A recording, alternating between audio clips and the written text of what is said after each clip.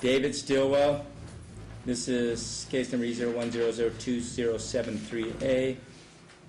City, you ready to proceed? I am, Your Honor. Mr. Stillwell, have a seat. And you are ready to proceed, correct? Yes, sir. Call your first witness, City. And did you come in contact with one David Stillwell? Yes. So you saw hair? Hair. No helmet? No helmet. Okay. So what did you do at that point?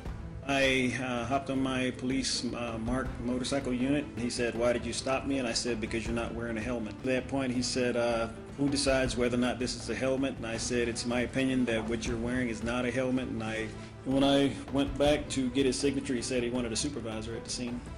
Do you recognize those pictures? Yes. A picture of Mr. Stillwell sitting on his motorcycle, and what he called was his helmet that was on top of his head. I see like a ceramic disc with some type of strap going underneath his chin, maybe about 3 to 4 inches in diameter. And where is it located? On the very top of his head. The supervisor arrived? Yes, and the supervisor told him, "You can go to court, and if the judge will make a decision on that." Based on your training and experience, what is a helmet? A helmet would be something that protects your head Objection, Your Honor. from impact. This objection. The objection is there is no training experience that can tell what a helmet is, and Metro has stipulated that. The objection is foundation. I believe so, Your Honor. I'm not really good at this. Well, I understand. Yeah. Have you been trained No, sir. in the academy on what a helmet is? No, sir. In your experience, Objection sustained. in your experience as a motorcycle rider, what is a helmet? Something that would offer protection from impact, something would offer protection from penetration, and something that can absorb some type of impact. And in your experience, is what Mr. Stillwell wearing at that time? Objection, Your Honor. This is irrelevant if it doesn't have any. If nobody's been trained, everybody has opinions about. Some people will say this is sporting wear, or I'm the one who decides, not him. Oh, okay. He can testify all he wants. I'm the one that's going to decide what protective headgear means. And you can ask him questions. Before you started writing helmet tickets, did you ever ask your department or the Department of Public Safety, DPS, how one would comply with certainty to Nevada's helmet law? No. Do you know of any Las Vegas Metropolitan or Metro, can we say Metro, is that okay? Metro policy on helmets that meet standards that are under? There is no written policy.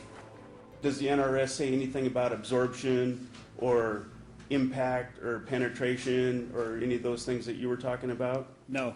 So those things that you were talking about are more in the term of being safe than legal. The NRS refers you to federal standards. The federal standards refer you to another site. The other site says if you want to wear a helmet, these are some of the guidelines, but there is nothing written in concrete on the federal standards that says this is a helmet, this isn't a helmet, this can be used, this cannot be used. Is there anything on the federal website that says anything about what a legal helmet is? No, I didn't read that far. Did you collect any evidence from my helmet other than the pictures? No, I didn't. So you don't know the make of the helmet or You did not provide that to me? No, I did not. the year manufactured, or you didn't measure anything, weight, density? You look inside the helmet for the absorption? You still had it attached to your head? No, I did not. Do you have any kind of degree in engineering? No. When I was released from the scene, was I allowed to write off exactly how I was stopped? Yes. Did you perform or have performed on my safety helmet the S51 impact attenuation test that you were talking about earlier, Did I perform one? or have performed? No. Did you perform or have performed on my safety helmet the S52 penetration test? No. Can you name any of the materials utilized in the construction of my safety helmet? No. Do you have any experience in the manufacture of safety helmets? No. Are you aware of any law, written or case law, which prevents the end user from customizing his or own personal property? No. Is there anything specific about my safety helmet that caused you to believe it was not a safety helmet? The fact that it's about 3 to 4 inches in diameter and just sitting on the top of your head, it offers you absolutely no protection. Can I ask a question with a picture, Your Honor? What is that? That's a picture of a safety helmet. Go ahead.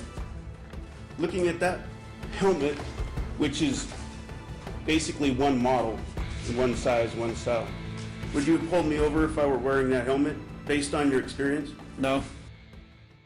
Drivers and passengers and tri-mobiles shall wear protective glasses, goggles, or face shields which meet those standards.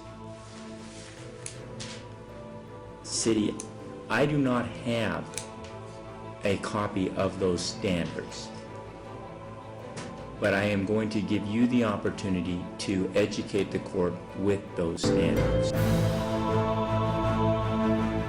So I will give you time to do that. We're going to continue this trial, and then you can put on your side. Mr. Stillwell, this is a continuation of a trial. After the trial, sir, I told the city that I was going to allow them to bring up some information with regards to the safety helmet. And then I consulted with another colleague of mine who told me that once the city is rested, the city is rested, and it was inappropriate for me to allow them to bring in more evidence.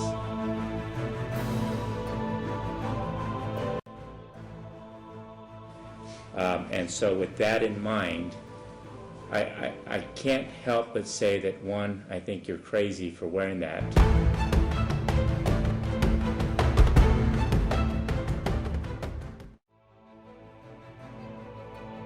As a helmet, because if you crash, you will be dead.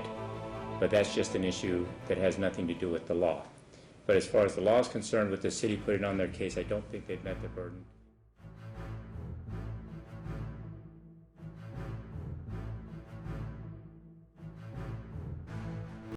I'm finding you not guilty.